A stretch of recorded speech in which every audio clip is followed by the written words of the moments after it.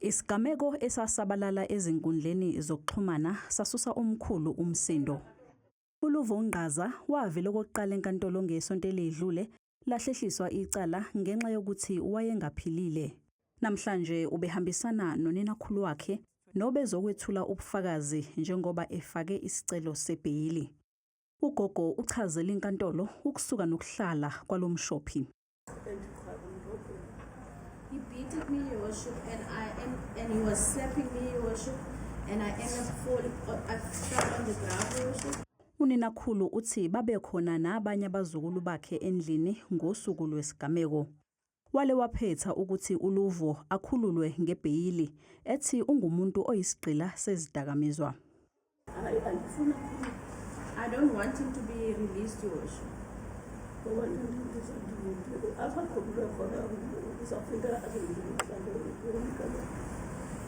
If he gets released, Your Worship, he will come back and hurt me, Your Worship, and I am scared, Your Worship. uLuvo efaka isicelo sebheyili utshele inkantolo ukuthi angeke abaleke noma axhumane nofakazi.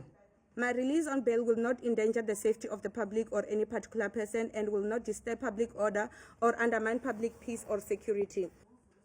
Umbuso uthe uzosiphikisa isicelo sebheyili ngoba usabela impilo kaLuvo. Abantu abaninzi bathe uba inkundla emkhulule ngebheyili.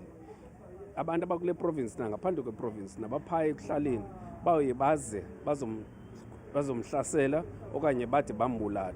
Icala lihlehliselwe umsombuluko.